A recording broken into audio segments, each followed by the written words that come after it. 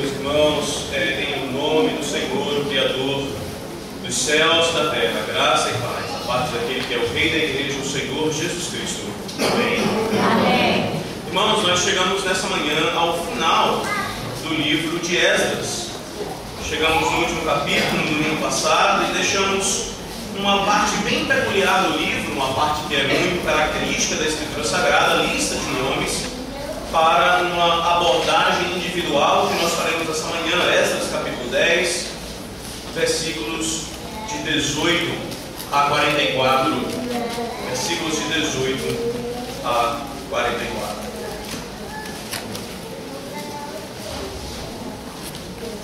Esdras 10, 18, 44, escute agora com toda atenção, com toda reverência, a leitura das Sagradas Escrituras. Esta é a palavra de Deus para essa igreja nessa manhã.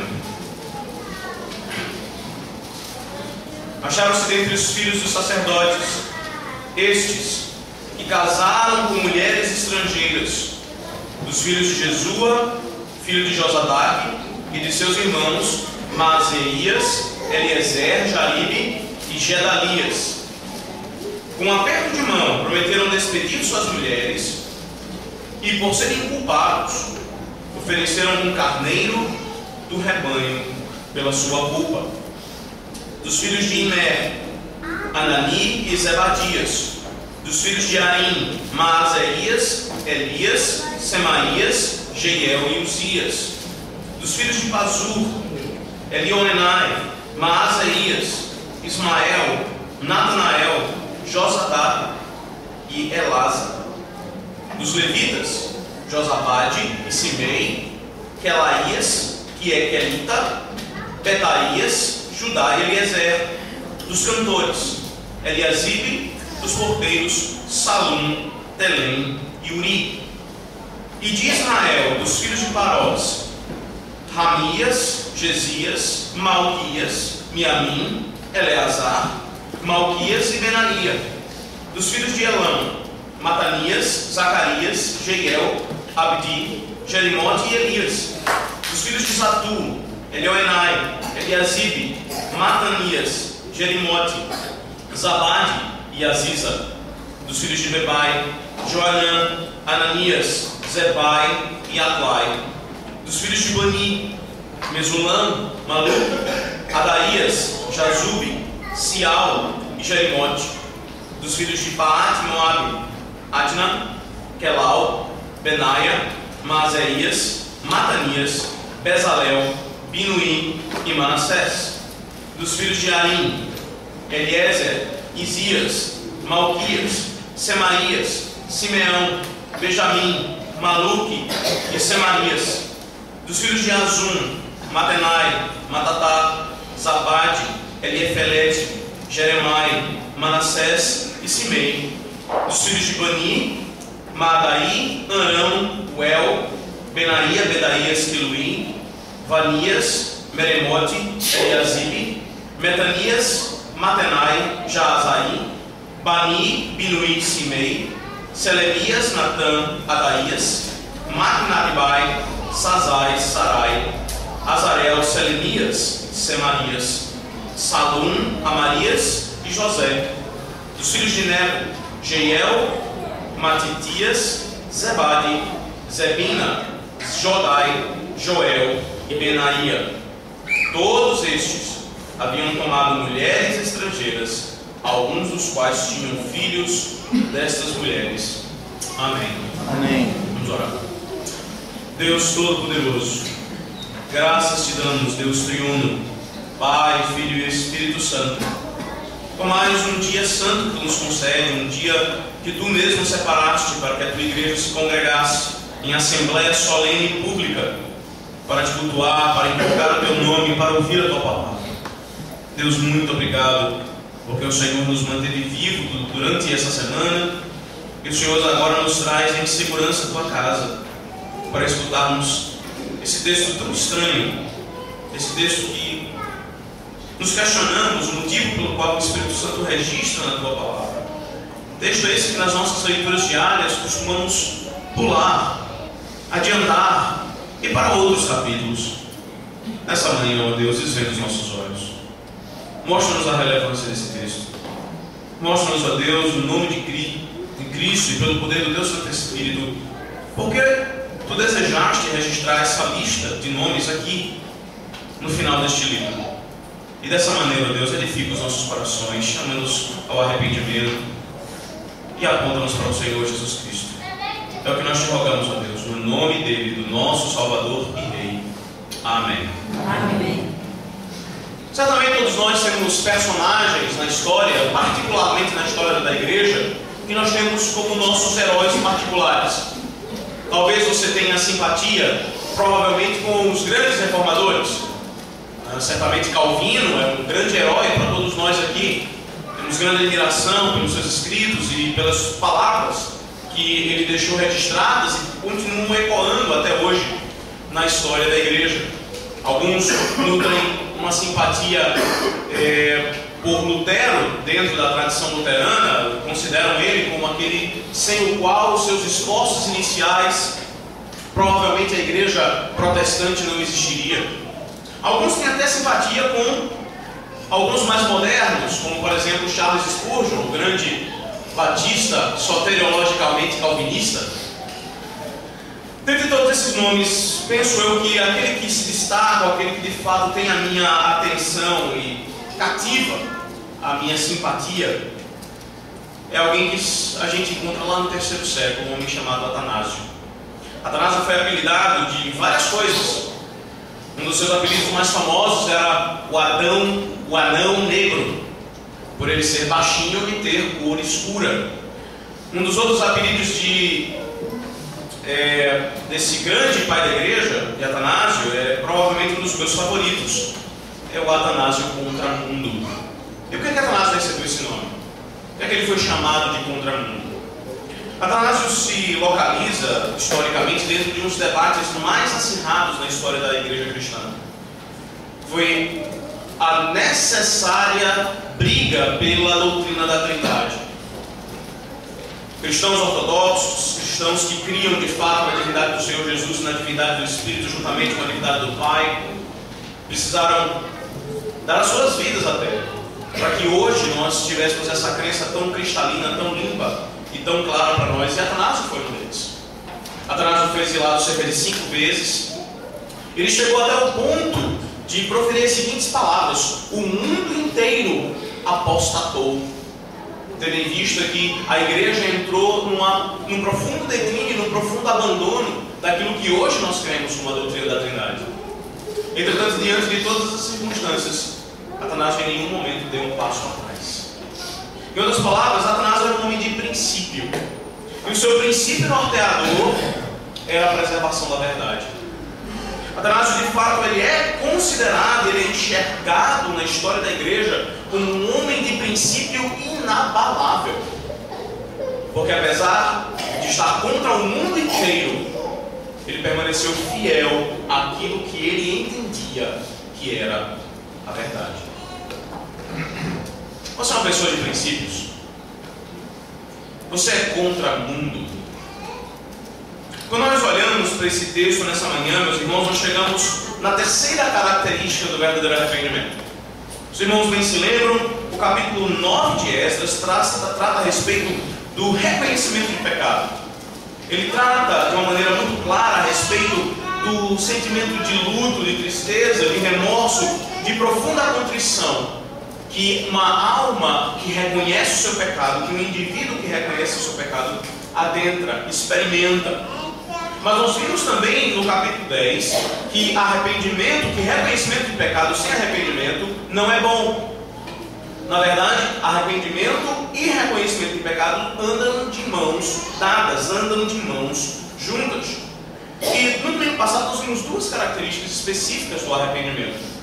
Nós vimos no início do capítulo 10, os versículos de 1 a 17, que o genuíno arrependimento, que aqui está descrito nesse capítulo, nesses versículos inicialmente, ele é caracterizado pelo desejo de restabelecer o relacionamento com Deus.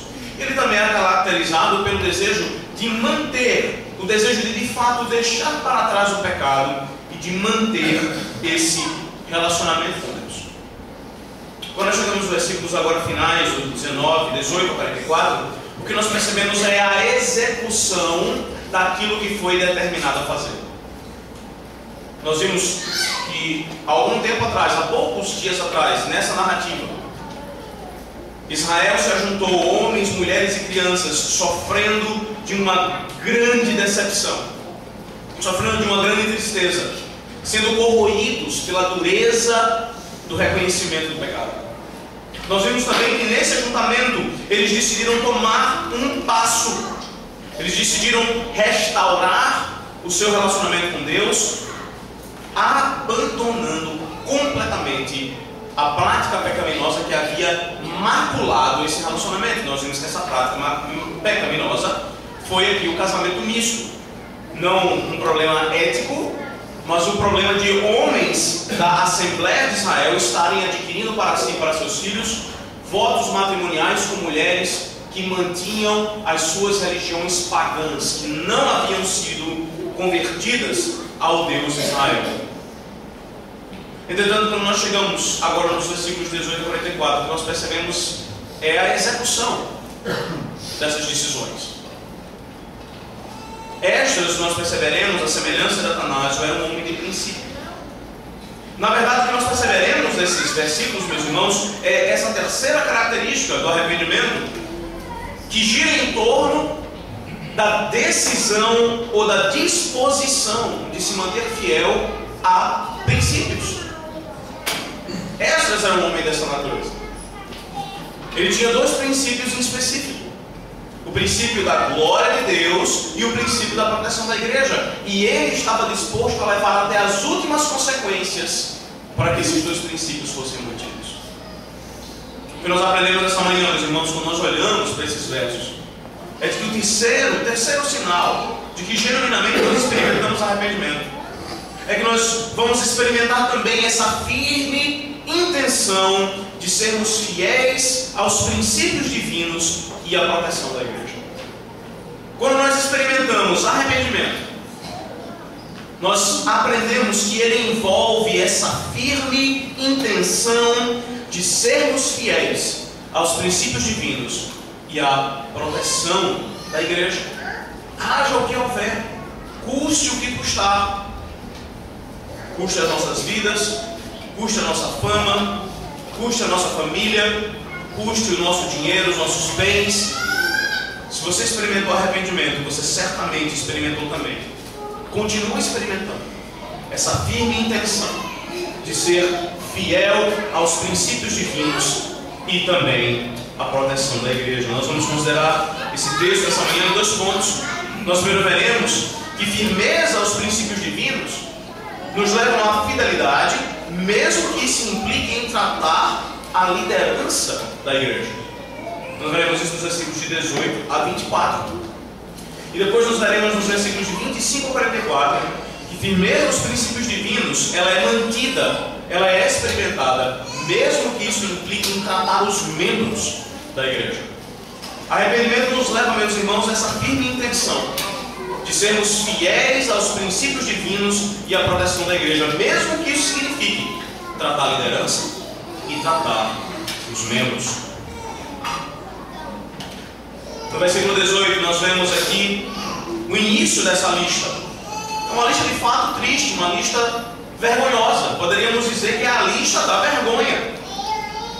Há quantos anos esses nomes têm sido lidos na igreja do Senhor, tanto do Antigo Testamento como do Novo? Aqui estão registrados os nomes daqueles que cometeram pecado contra o Senhor. Eles se arrependeram, é verdade, eles reconheceram o seu pecado, é verdade. Entretanto, diante de nós temos aqui um registro aterrorizante. Os nomes desses que cometeram esse pecado continuam sendo lembrados geração após geração. Você já imaginou se isso acontecesse com você?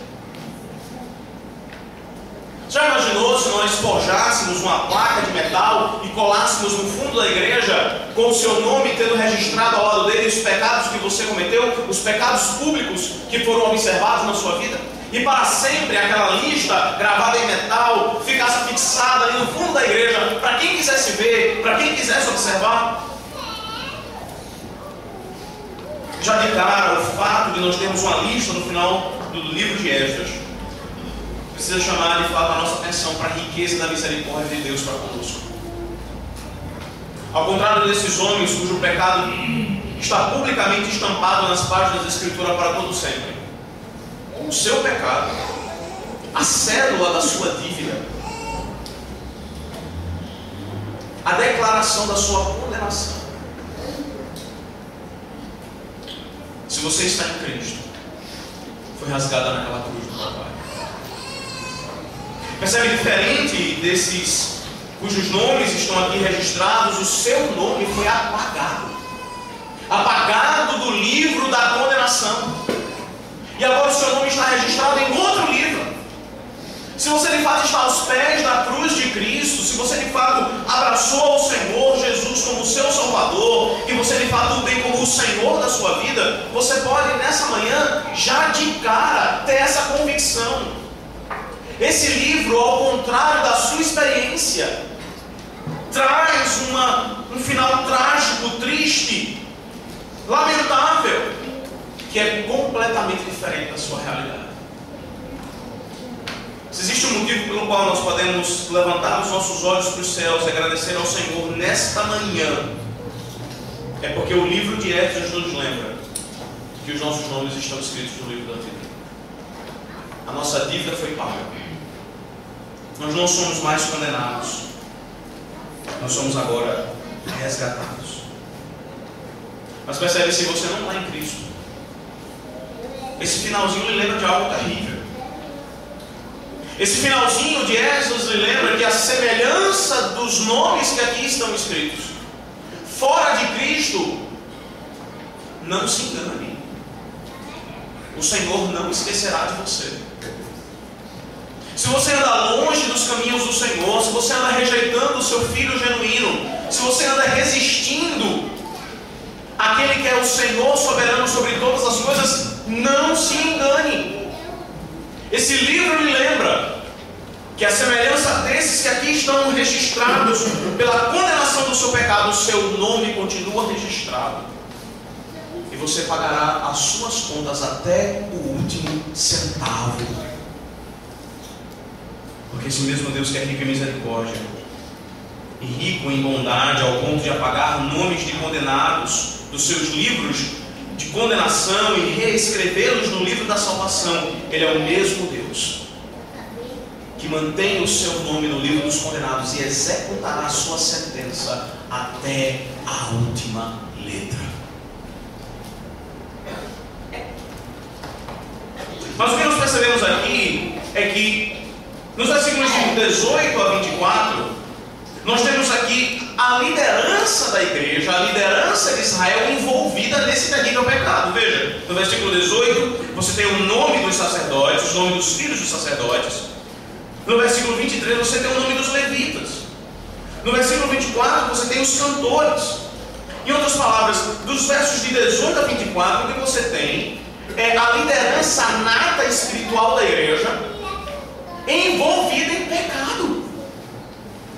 Aqueles que deveriam ser os instrutores da lei ao povo são aqueles que ensinam ao povo, pelo seu exemplo, a quebrar a lei. Aqueles que deveriam servir como instrutores do bem são exemplos do mal. Aqueles que deveriam ser guias dos pecadores são aqueles que afogam os pecadores nos seus próprios pecados, por causa do seu terrível exemplo. Observe a profundidade dessa desgraça. Os sacerdotes, aqueles que são responsáveis pela expiação do pecado do povo através dos sacrifícios, aqueles que são responsáveis pela instrução do povo, pela lei de Deus, os levitas, aqueles que são responsáveis pelo culto ao Senhor, incluindo os cantores, aqueles que são responsáveis pelo toque de instrumentos e por levar a congregação à adoração. Estes estão envolvidos profundamente no pecado, na desgraça, naquilo que desonra ao Senhor. Então, o que nós percebemos, meus irmãos, é que mesmo diante desse retrato, mesmo diante dessa liderança caída, Esdras não dá um passo atrás. E nós percebemos de cara a firmeza de Esdras em levar adiante aquilo que foi acertado para com todo o povo. Diante desse retrato, Esdras poderia ter sido levado a se intimidar por causa da posição desses homens. Ele poderia ter evitado querer cultivar para si mesmo inimigos influentes. Esdras poderia ter tido medo de desestabilizar a igreja, desestabilizar Israel, desestabilizar o povo.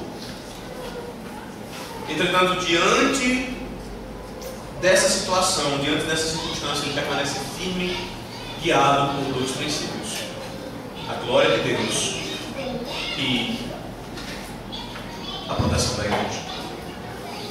Meus irmãos, o que nós percebemos aqui é algo fenomenal, é algo fantástico. Nós estamos aqui diante de um homem que não retrocede, que não retrai diante de uma circunstância ameaçadora. Ele não está preocupado em manter a sua fama, ele não está preocupado em manter as aparências. O que Esdras mais deseja é executar o arrependimento do povo de tal maneira que a glória de Deus seja mantida e que a fama de Israel seja protegida. Esse é você. Você é um homem de princípios. Você é uma mulher de princípios. Se você experimentou arrependimento, você genuinamente vai ser assim. Se você de fato foi confrontado pela vileza do seu pecado, se você de fato foi confrontado e entristecido por ter desagradado a Deus, depois que você experimentou os primeiros frutos do arrependimento, que é o desejo de restabelecer o seu íntimo laço com o Senhor e de manter, você certamente não abrirá para absolutamente nada nem ninguém do que diz respeito àquilo que agrada a Deus. Você não se preocupará com as grandes autoridades. Sabe, esse tem sido um grande problema nas nossas igrejas. Na hora de nós confrontarmos o pecado e na hora de nós realmente observarmos o genuíno arrependimento, especialmente no que diz respeito à esfera da liderança, as preocupações são exatamente essas. Nós nos preocupamos, ou a liderança se preocupa, em ganhar para si ou em trazer para si inimigos influentes. Olha, não mexe com fulano porque fulano é amigo de cicrano.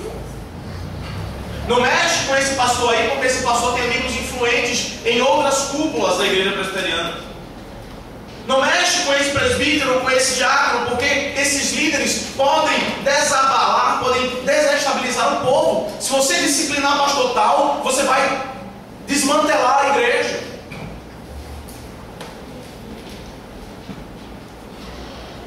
E eu me pergunto, meus irmãos, onde está a firmeza? Onde está a firmeza de Esdras? No meio do povo de Deus. Cadê a firmeza? Onde está a firmeza de glorificar a Deus e de proteger a igreja? Essas são as preocupações de Esdras. Doa a quem doer. Ele não permitirá que o nome de Deus seja zombado e ele não permitirá que Israel seja infectada. E observe que esse processo de divórcio vai ser extremamente doloroso. Mas Esdras não volta atrás. Porque uma vez que nós experimentamos arrependimento vai envolver nessa firme intenção de sermos fiéis aos princípios divinos e à proteção da igreja. O que é interessante, nós percebemos ainda nessa perícope, é a firmeza da própria liderança. O texto aqui, em momento nenhum, diz que esses líderes vão para trás. Apesar dos seus nomes registrados, apesar da sua vergonha ser pública, até hoje, esses homens não dão um passo atrás. Veja o versículo 19. O texto nos diz que, com um aperto de mão, eles prometeram despedir as suas mulheres. que nós temos aqui é uma rápida descrição do procedimento legal que aconteceu durante aqueles 3 meses. Lembram-se?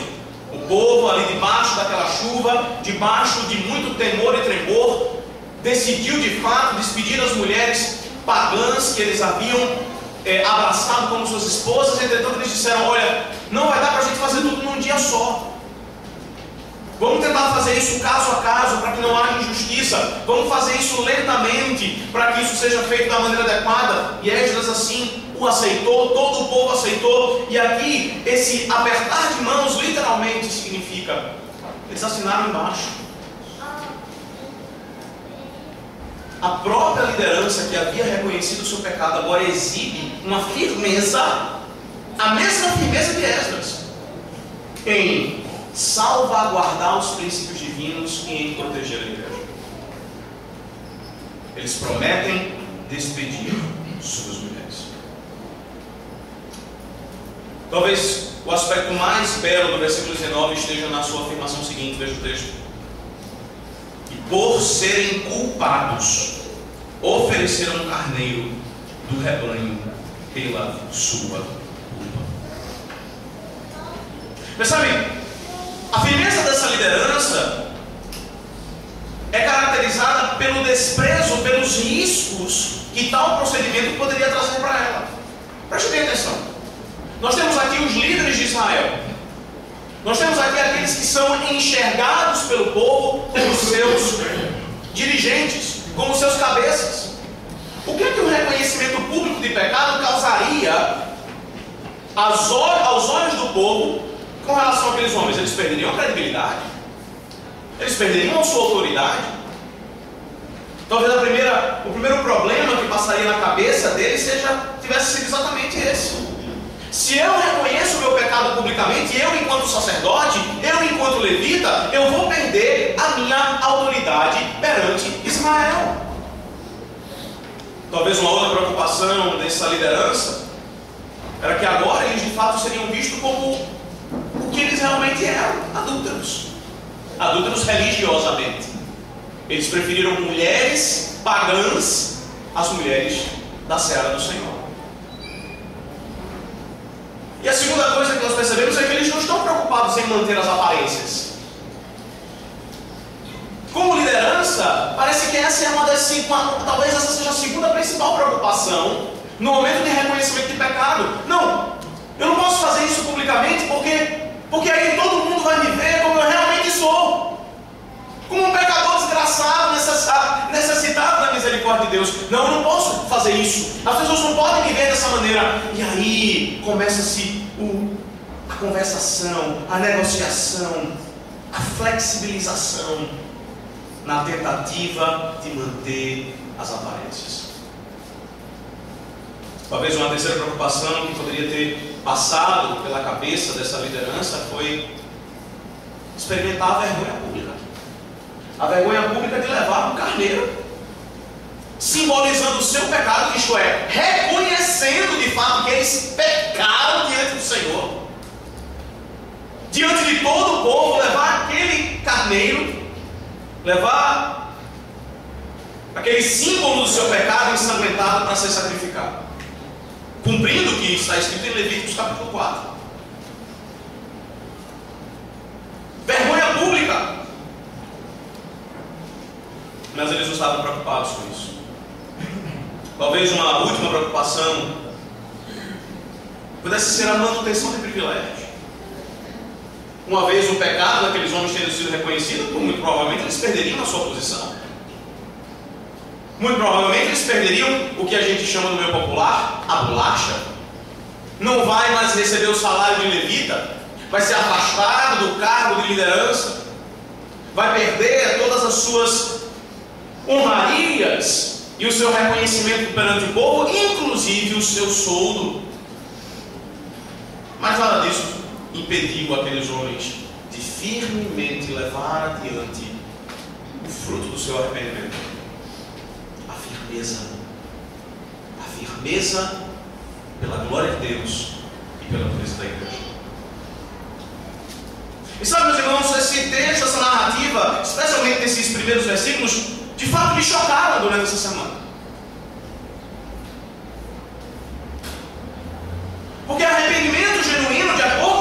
textos, de acordo com o testemunho que nós encontramos aqui, envolve essa firme intenção de ser fiel aos princípios divinos e à proteção da igreja. E quando eu olho para a vida da nossa igreja presbiteriana do Brasil, é exatamente isso que eu não enxergo. Eu não vejo essa firmeza. Tantos exemplos de líderes que deveriam de fato ter experimentado esse arrependimento público, que cometeram pecados terríveis, entretanto que seguem sem a evidência do arrependimento genuíno. Muitos continuam pagando-lhes homenagens, e é exatamente por causa da tentativa de manter aparências, pelo medo de perder a autoridade, pelo receio da vergonha pública, pelo desejo de manter privilégios, que a firmeza é negociável. Isso não é arrependimento. O que nós encontramos nesse texto é que arrependimento genuíno, arrependimento verdadeiro, arrependimento que brota de um coração transformado pelo Espírito Santo de Deus, arrependimento que é fruto de reconhecimento de pecado, leva à firmeza pelos princípios divinos e pela preservação da fama da igreja, pelo cuidado da igreja. É assim que é você. Você também ama os princípios de Deus. Você experimentou arrependimento nesse nível, ao ponto de que nem as maiores lideranças podem abalar os fundamentos da sua fé, ao ponto de que, mesmo se as maiores autoridades do planeta lhe confrontarem, lhe persuadirem, lhe pressionarem, você se manterá firme até o fim nos princípios que agradam ao Senhor e na busca de preservar a sua santa igreja. Se é isso que você tem experimentado dia após dia na sua vida, então louve a Deus nessa manhã, porque de fato arrependimento genuíno caracteriza o seu coração e a sua alma. Se você tem se visto e se encontrado debaixo das pressões mais terríveis e você tem se mantido inabalável, e você não tem negociado, você não tem temido liderança, você não tem temido levantar contra si inimigos influentes, você não tem temido destruir as aparências, você não tem tido problema em experimentar vergonha pública, desde que os princípios do Senhor elencados na sua palavra sejam mantidos inabaláveis e de que a igreja do Senhor seja protegida do mal, então você de fato sabe o que é arrependimento. E se você sabe o que é arrependimento, você é um cidadão dos céus. Mas sonhe o seu coração nessa manhã, porque se você tem cedido a pressões, se você cede à intimidação, se lideranças falam mais alto do que a palavra de Deus para você, se cargos e posições são mais significativos para você do que a manutenção e a proteção da igreja do Senhor Jesus, se qualquer um desses fatores faz você andar para trás, faz você negociar a sua firmeza, então você não sabe o que é arrependimento. Se você olhar no parágrafo 3 do capítulo que trata a respeito de arrependimento na nossa confissão de fé, é exatamente isso que os nossos pais nos ensinam no passado. Que o genuíno arrependimento ele é caracterizado, sabe, por essa firmeza, de nos mantermos inabaláveis diante daquilo que ofende ao Senhor, de nos mantermos inegociáveis diante daquilo que afrontará a igreja.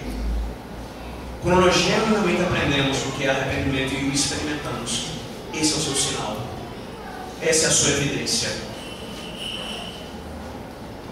essa tem sido a sua experiência.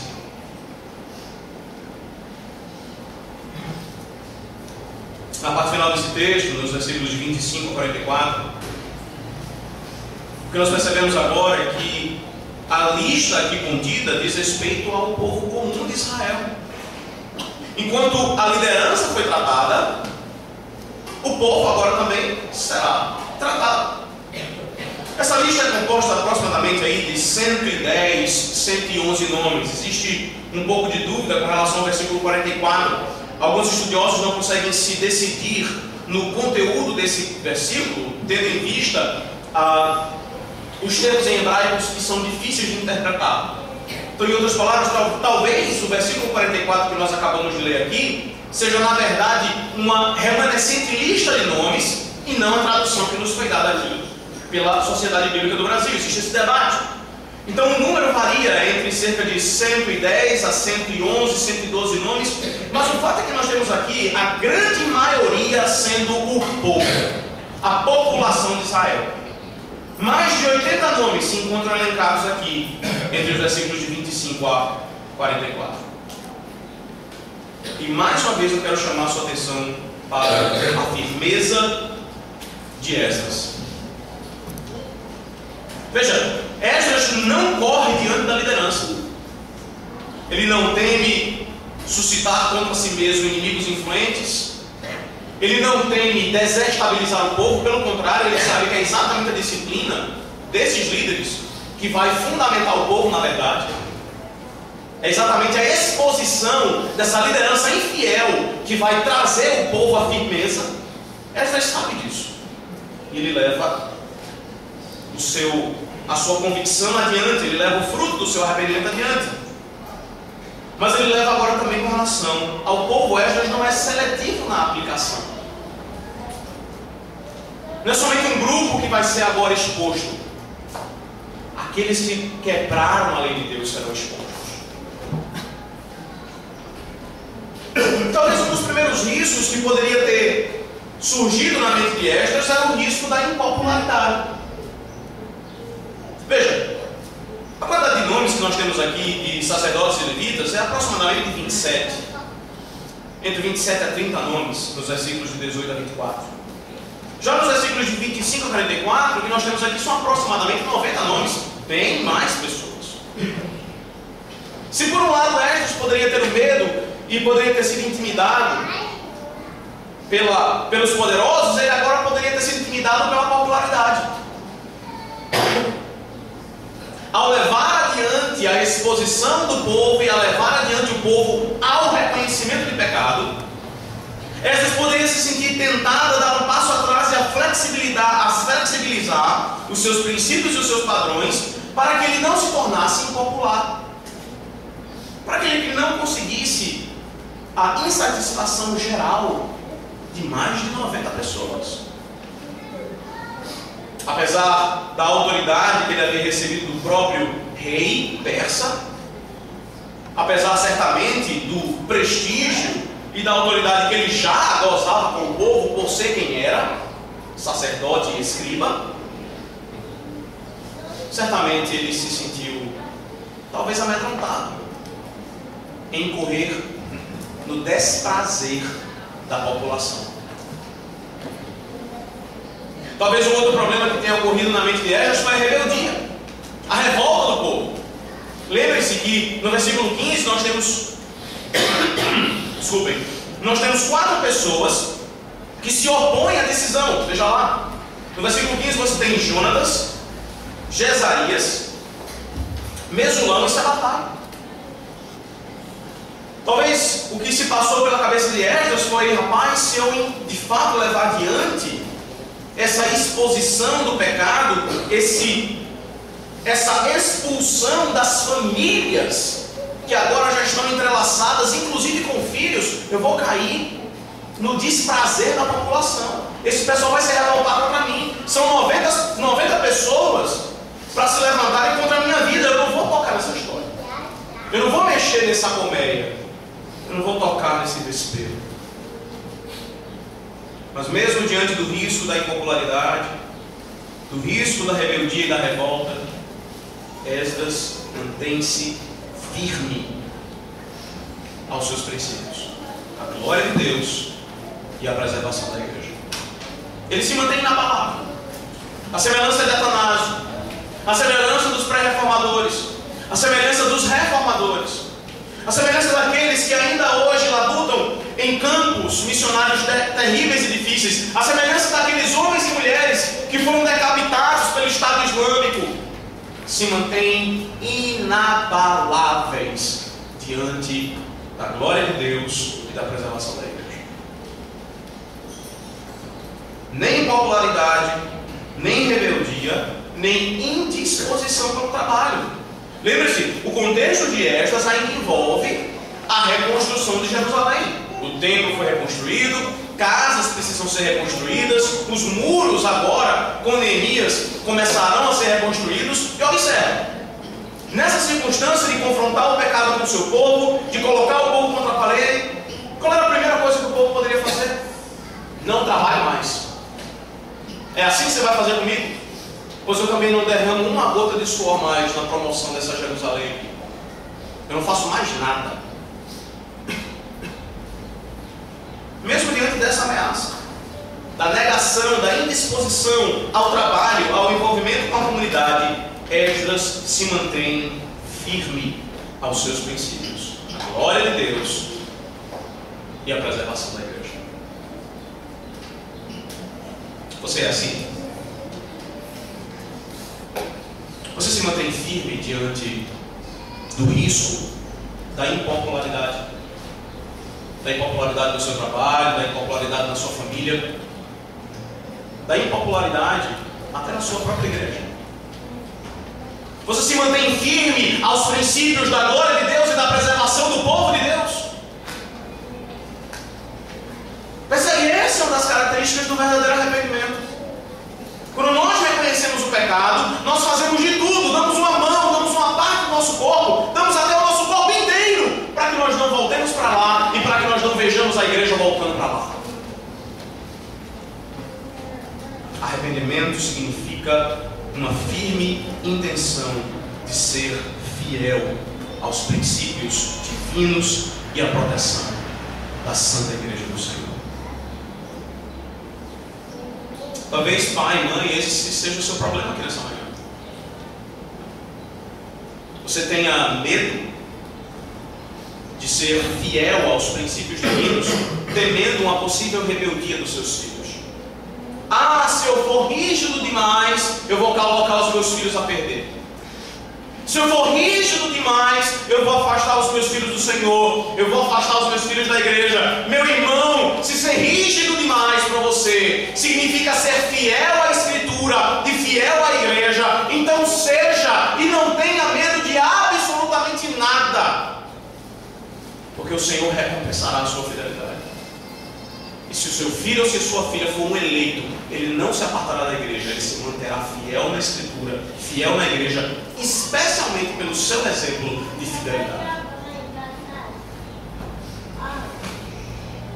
Talvez às vezes esse seja o nosso problema enquanto líderes. Enquanto líderes, às vezes a gente não quer ofender as pessoas, a gente não quer que as pessoas parem de trabalhar na igreja, parem de se envolver na igreja. E com essa preocupação a gente não quer tratar o pecado das pessoas. A gente não quer fazer com que eles de fato apertem a mão e digam: de fato eu pequei, perdoe-me, Senhor. A gente não quer fazer a semelhança aqui deles trazerem um carneiro de fato e expor a sua culpa. E os motivos por isso para isso é que a gente tem medo que as pessoas vão embora, saiam da igreja, corram pela porta da frente e não voltem mais. Porque elas se sentem nos bancos e arregassem as mangas, mas fiquem lá de braços cruzados. Não me envolvo mais. O meu dinheiro do dízimo, eu dou na Igreja Batista por lá. Eu dou aqui na missão que cuida dos pobres e dos carentes e dos doentes. Mas não contribuo mais com essa igreja. É assim que vocês querem fazer? Expor o meu pecado? Mas percebe, irmãos, mesmo diante dessas ameaças, Esdras se manteve. Porque esse é o fruto do arrependimento. O fruto do genuíno arrependimento, ao longo desse capítulo inteiro, o terceiro fruto é exatamente esse: a firmeza de não voltar atrás, a firmeza em se manter inabalável nos princípios divinos e na preservação da igreja. E o que é extraordinário nós reconhecermos nesse texto é a firmeza do povo. Porque percebe? Se por um lado Esdras poderia ter sido abatido, poderia ter sido desmotivado por todas essas razões, o povo também. Percebam a cena. Maridos que genuinamente amavam suas esposas agora vai ter que mandá-las embora. Veja o versículo 44. Todos estes haviam tomado mulheres estrangeiras, alguns dos quais tinham filhos dessas mulheres. A solução que Esdras encontra e concorda com todo o povo é de que uma sessão geral de divórcio seja feita com relação a essas pessoas, a esses casamentos. E aqui é importante a gente considerar uma coisa ou outra. Primeiro, esse texto aqui não dá liberdade para você que porventura se encontra num casamento misto de você desprezar o seu cônjuge. Paulo, lá em 1 Coríntios capítulo 7, claramente fala a respeito desse assunto. Ele diz que você precisa se manter com o seu cônjuge. Se o seu cônjuge, o seu esposo ou a sua esposa, que é incrédula, quer ir embora, o apóstolo Paulo diz, pode deixar. Mas que essa disposição não parta de você. Se tiver alguma dúvida, abra o texto em 1 Coríntios 7, que lá é claramente esse o ensino. Segundo, porque esse texto ele não é normativo. Sabe, às vezes a gente tem o problema de confundir aquilo que é descritivo com aquilo que é normativo. Aquilo que é descritivo é aquilo que a Escritura narra que aconteceu. Mas o que aconteceu não se torna regra para a igreja nem para o povo de Deus. Nessas circunstâncias, nesses acontecimentos, dentro dessa disposição da aliança, essa atitude foi a melhor, certamente.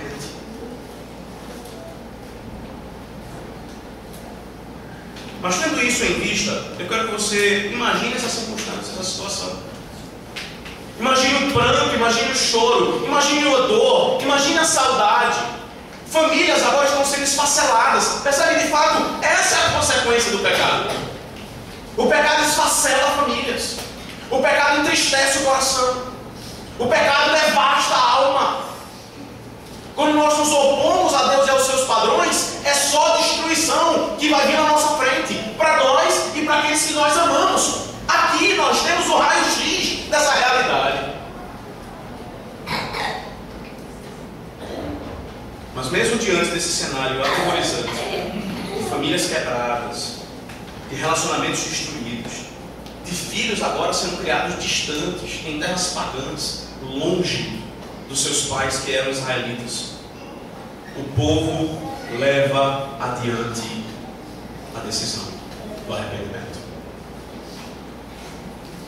O povo não teme o risco da perda de bens. Provavelmente esses julgamentos que ocorreram durante uma sequência de 3 meses levaram a esse problema, levaram a essa circunstância. As mulheres com seus filhos agora precisavam ser cuidadas de alguma maneira. Não é simplesmente que elas receberiam um pontapé e seriam mandadas embora. Certamente que não. Os estudiosos todos concordam que certamente o que aconteceu nessa circunstância, tendo em vista os princípios do Pentateuco, é de que essas mulheres foram despedidas junto com seus filhos, mas foram bem cuidadas. Elas não foram deixadas ao léu.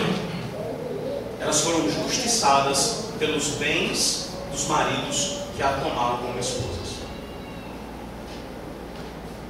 Mas percebe, mesmo diante da perda de bens, mesmo diante da perda de entes queridos, aqueles homens que representavam o povo de Deus se mantiveram fiéis aos princípios divinos e à preservação da igreja.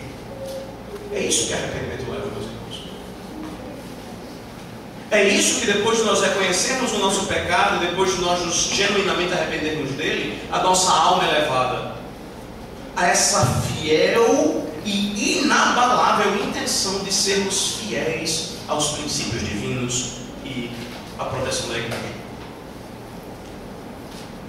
Um comentarista coloca da seguinte maneira: ele diz que aquela comunidade de fato foi purificada, mas o preço daquela purificação foi relacionamentos quebrados e crianças sem pai.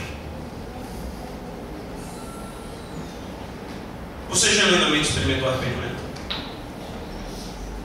Só no seu coração nessa manhã. Os 3 sinais do arrependimento que nós encontramos aqui em Esdras: o desejo de restabelecer relacionamento com Deus, o desejo de manter, de abandonar esse pecado e o esforço de se manter firme nos princípios divinos e na preservação da igreja. Essas 3 características, elas marcam a sua alma, elas marcam a sua caminhada com o Senhor Jesus, elas marcam a sua existência nessa igreja, nesta comunidade do pacto.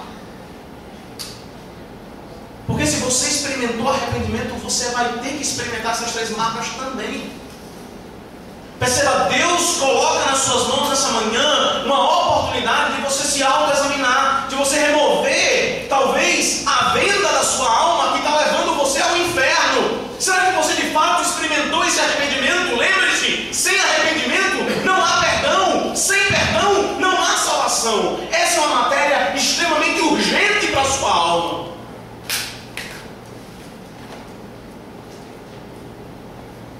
Porque se você se encontrar com o seu Criador sem genuíno arrependimento, não vai ser no livro da vida que você vai encontrar o seu nome. Vai ser num livro semelhante a esse, onde publicamente você será exposto à vergonha, à condenação e ao sofrimento eterno, no lago de choro e enxofre, onde há choro e ranger de dentes. Mas se você experimentou arrependimento, se você encontra isso na sua vida, meu querido irmão, minha irmã, se você é marcada por essa característica maravilhosa da firmeza inabalável aos princípios divinos e da preocupação com a proteção da igreja, louve ao Senhor nessa manhã. Levante as mãos para os céus e agradeça a Deus, porque pelo poder do seu Santo Espírito Ele fez com que você experimentasse genuíno arrependimento. E se você experimentou genuíno arrependimento, você experimentou salvação. E se você experimentou salvação, você experimentará a santificação. E se você experimenta a santificação, você experimentará a glorificação. Esse é o pacote completo. Com arrependimento, nós temos tudo. Sem arrependimento, nós não temos nada. Atanásio chega ao fim da sua vida e ele não tem a oportunidade de perceber que tudo mudou, de que ele venceu. No seu 5º exílio, ele, já fraco e cansado, morre, falece. O problema da Trindade, ao qual ele dedicou a sua vida para resolver, só vai ser finalmente estancado, só vai ser de uma vez por todas eliminado da igreja. Mais adiante, no último concílio, entretanto a sua firmeza ficou marcada ao longo da história. Meu querido, minha querida, que esse seja o seu desejo nessa manhã. A sua firmeza de vida, a sua firmeza de princípios, a sua firmeza inabalável, para que a glória de Deus seja mantida e para que a pureza da igreja seja estabelecida, que isso caracterize a sua história e que você seja reconhecido como um homem e uma mulher que genuinamente experimentaram o arrependimento e foram firmes aos princípios divinos e à pureza da igreja. Que Deus nos abençoe. Amém. Vamos orar.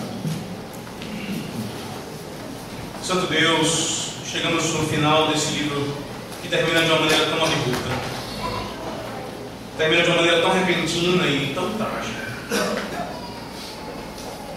com a lista de pecados sendo publicamente exibidos. Essa lista tem sido lida há tantas gerações. Mas nós graças te damos ao Senhor, porque todos nós que estamos aos pés da cruz e abraçados a Cristo, temos os nossos nomes em uma nova lista, em uma lista daqueles que estarão morando contigo para todos sempre, nos novos céus e novas terras que o Senhor tem preparado para nós. Mas, ó Deus, essa manhã, ajuda-nos a sondarmos os nossos corações e a nossa alma. Ajuda-nos, ó Deus, a avaliarmos de fato a a nossa vida e o nosso proceder. Faz-nos, ó Deus, enxergar se genuinamente experimentamos arrependimento. Confronta-nos, ó Deus, com a nossa flexibilidade, que às vezes temos demonstrado para com o pecado e para com práticas pecaminosas, para com tudo aquilo que vai de encontro aos seus princípios elencados de forma tão clara na tua palavra.